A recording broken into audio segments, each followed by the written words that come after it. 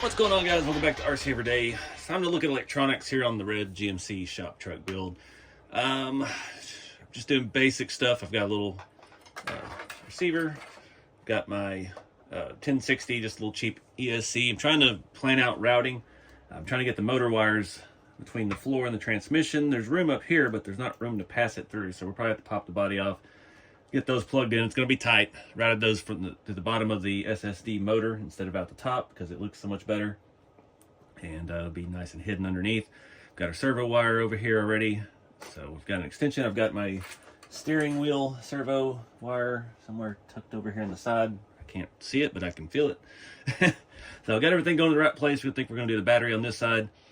Ideally, the oil pan is off-centered, so that's why the wires come out over there. It would have made better sense to do it on the other side, but that's what we had. So thinking I'm going to print a plate, just make a basic shape with Bambu Studio. So I don't do any extensive 3D design myself. I don't know how to do all that. Never could pick it up. So I'm going to have to do it the simple way. So we're going to look at that, get some measurements off of this. I'm going to make just a plate and bolt on here. We've got a little bit of a 2 or 3 millimeter gap here, and or lip on the body. So we've got space to screw something down. We can use some flush screws. We can drill into this and just bolt it on. So we'll have our electronics tray. I'm not sure what we're going to do about the battery yet. We'll make something where it's removable, I think.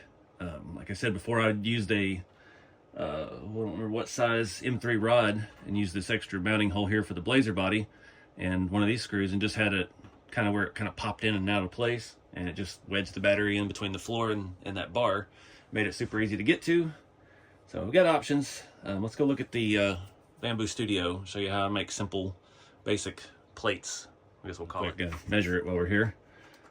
So we are 125 millimeter by 59.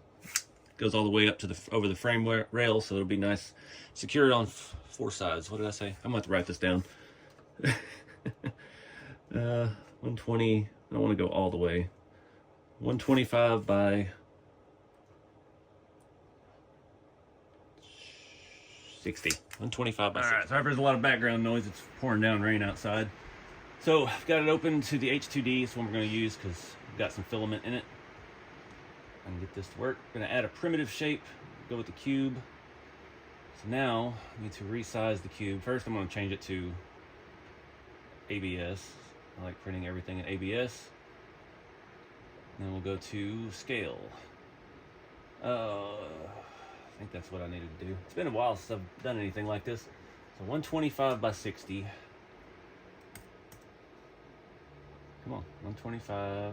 Let's need, not to uniform. 60. Change it to 3 mils thick. There we go. Now we got it. So I think 3 mils. Let me double check that real quick. Yeah, so 3 mil will work just fine. That's all I really need to start with. So I'm gonna go ahead and get this thing set up. I'm gonna change one thing real quick. I was thinking about the width. I'm gonna go 59 on the width, just to make it a little narrower. All right, and 52 minutes. Go ahead and send that to the printer. PS2, and we don't need time lapse. Save some hard drive space. So get back to the wiring now while that prints. All right, change of plans. It wouldn't quite reach. I forget the transmission goes up higher up there as well, so there wasn't quite enough space. So I went in and pulled the oil pan off. We're gonna make it come out this side. So we're gonna have to cut into this just a little bit. Just use a Dremel wheel and work that out until we get it to fit right.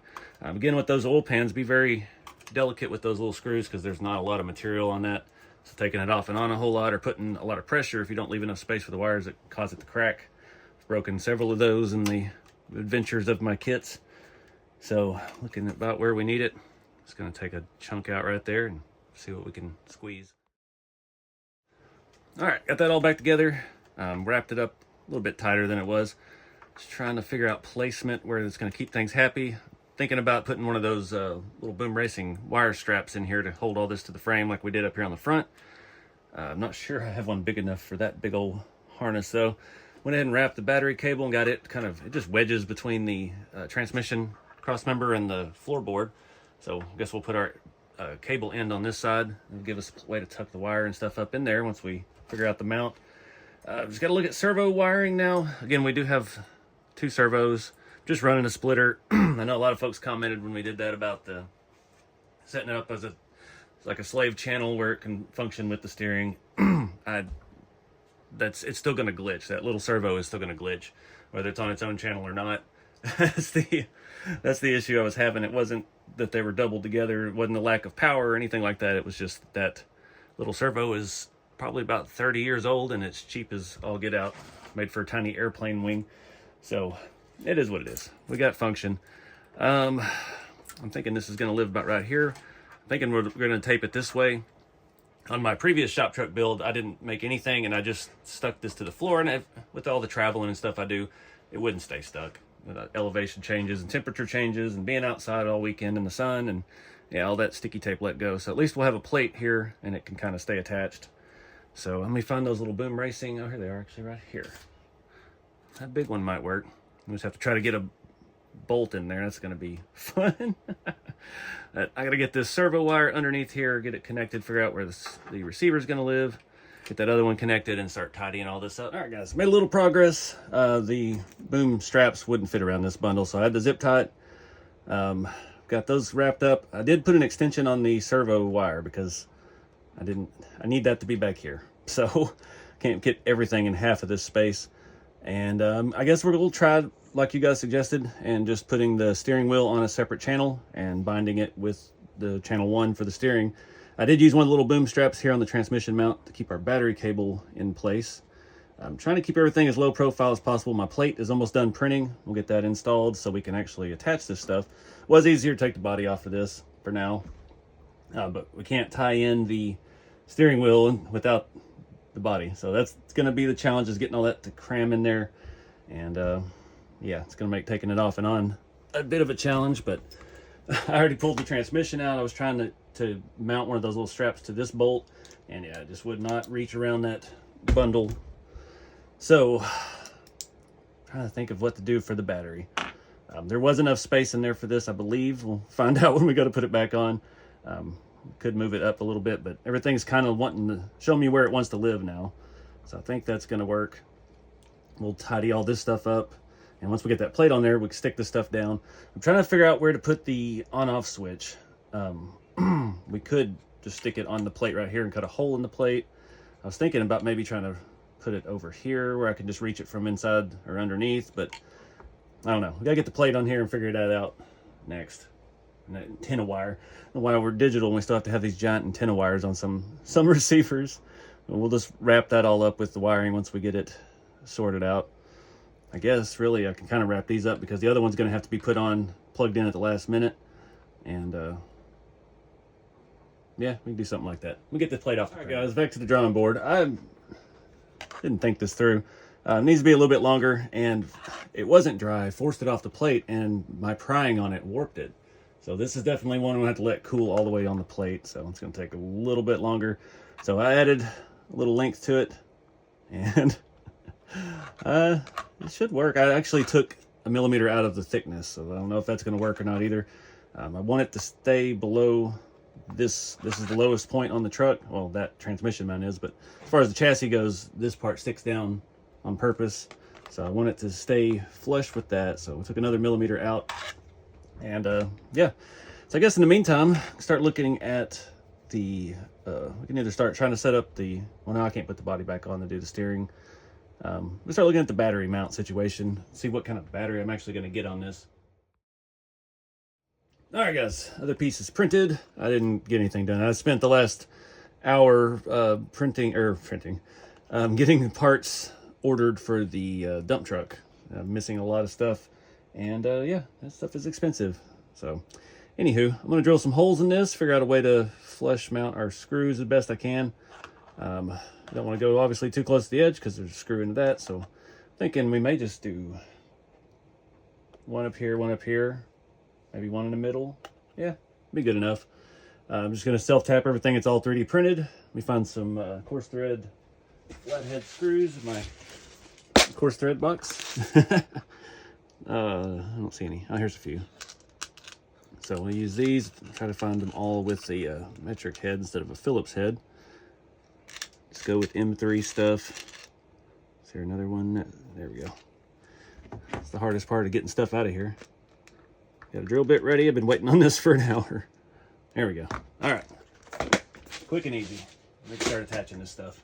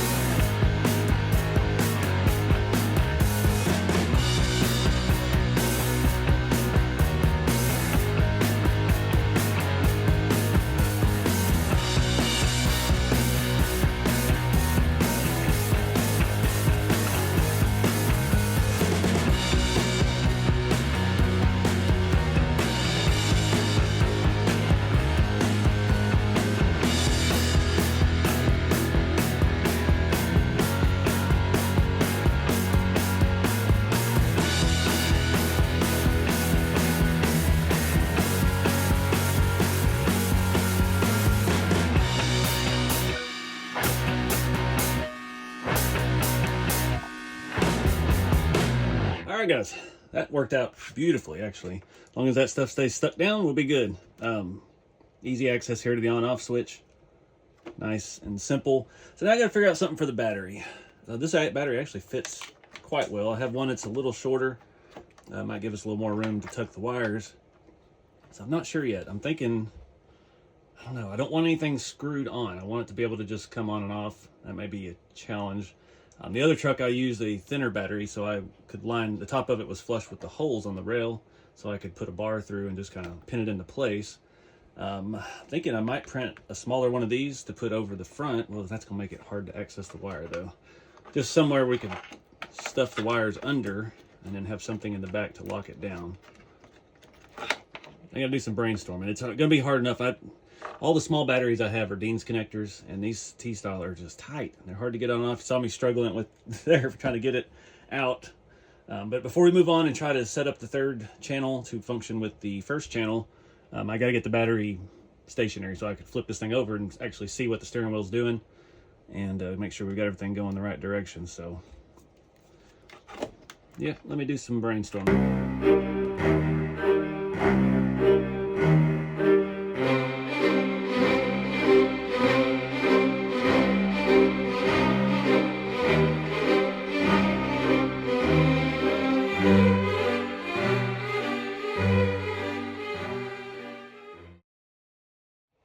Alright guys, I've been sitting here brainstorming for over an hour, and yeah, sometimes the simplest solution is the right solution. This should work. I'm not 100% sold yet. Just made another little piece of this, rounded one edge. It won't slide back because it's sitting below the frame rail over here, so if we just lift up on it a little bit and slide it, And then we have access, pull our battery out. I put another little piece up here to capture it on that end and carry the weight of it. I don't know.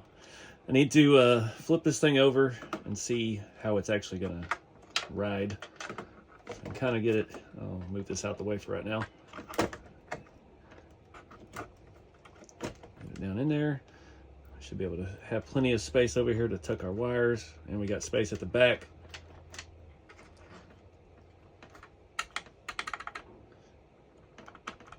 See how it does. Most of the weight is on that forward portion, so it's not really causing that to droop. Now you can kind of see that screw just a little bit right there, but you're not going to notice that. It's so low. I think that's going to work, actually. I was trying to think if there's a way I could reinforce it, or I could get some like foam and try to keep the battery stuck to one side. That might help a little bit as well, so that it's not putting weight all the way out here on the edge. And again, that's not just regular plastic, that's printed ABS, so it does have a infill grid pattern, so it has a little bit of strength to it, actually. Ideally, if I could, I would make something where it would kind of like pop into the holes in the frame, but I don't have that design capability right now, so let me see if I can. I don't want to tighten this too tight.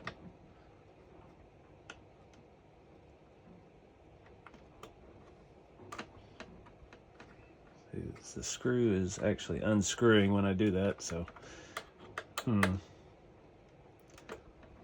not sure yet. All right, guys, I think I'm gonna rock it like this. One main reason, I'm not gonna be driving this every day. It's not like taking a battery in and out of your SCX10 when you go crawl, 2 or 3 times a week. This is gonna be driven at events, strictly only at events, and yeah, it's that line between model car and RC car. It's a functioning model car. So I'm gonna leave it like that. It's holding just fine. If we need to, I can actually come back and put a nut on the inside and run an actual fine thread bolt through there. We can tighten it a little more, but with the angle of that, it's actually sitting lower. I got it nice and snug. I got the screws recessed mostly on this. Not perfect. I didn't want to get too much into the plastic because I was using that bit. So I think it's good enough. Again, this sets, since we went 2 millimeters on that, it's just inside. It's a millimeter shy of the rocker, and that screw sticking out an extra millimeter, you're not going to see it as this thing sets on the ground. So I think we're almost done. I've got a couple other ideas. I'm not sure yet. A lot of folks mentioned putting the inner hood structure in. I realized that after I'd already painted it, and I don't know. I thought about it and I thought, no, I'll end up messing up the patina. But looking at it now, I was like, I might be able to get that clamped into place without messing up the patina. And plus, I've done a lot more patina paint jobs since then, and I've gotten better at, we've touched this up 3 or 4 times throughout this build. See, we need a couple chips repaired again. So I feel a little better about my repair skills. So I think maybe we might try that. I've got to find one to order. I'm trying to think of who. I know Brad Edwards, who made these mounts. I think he has some. There's several different ones out there. I think ECB Printing on Etsy has one available for sale. It'd be something I could print, so we'll just go that route, see what we got. So anyway, let me flip this thing over, kind of wrap this up. It's been a better part of a full day just trying to come up with this and make this all work, but taking the time with the electronics, as much as I don't like doing them, this is my most clean installation yet. Having access, there's no jankiness to it. All the wires are wrapped and protected. That's the sketchiest thing we got, is the battery removal, and that's again going to be a once in a blue moon deal. So I'm feeling pretty good about it. Looks freaking fantastic down here. So anyways, all right guys, I think that's gonna wrap it up. Again, maybe a couple things to add here and there. We'll try to save those and set them aside for a video of their own. My only regret is I use that cheap servo for the steering wheel. It works, but it's not perfect. It's hanging up a little bit going left, so I don't get maybe a 1/8 of a turn left, and I get about a 1/4 turn to the right. But I mean, it's still cool. It works. So for me, that's a big accomplishment, because I don't ever do stuff like that. So definitely a learning experience. So we know the next time we need a little bit better servo for the steering wheel function. I did go ahead and re-glue this side emblem down so it quit popping loose. And yeah, Now we just gotta wait. Got some events coming up, and still got a few weeks before any of those, so I've got time to fine tune it and figure out other stuff I might need. One thing I would like to do is figure out some kind of scale hub. I mean, it's two-wheel drive, so we didn't really have that. We could put on some like RC four-wheel drive things, but they're all, I think I have some black ones maybe, but they all look like rears to me. So I don't know. And a lot of them are a little bit big. Again, these are a 155 wheels, so I don't want to put anything too bulky on it. I do have hubcaps. I'm not good enough to paint them, and they cover most of the wheel. And that's the thing with these wheels, are rusty and excellent looking, and I don't want to hide that fact. And it's the right lug pattern, you know. So we got some stuff to think about. But anyways, fun little exercise in electronics. Now I get to go do the same thing on the dump truck, and it has 2 ESCs. Yay. So anyways, I appreciate you guys watching. Be sure to check me out on social media, on Facebook, Instagram, and TikTok. Don't really post on Twitter. Too much other stuff going on over there. And yeah, check these kits out and get these shop truck chassis, RCeveryday.com. And keep it scale. I'll see you in the next one.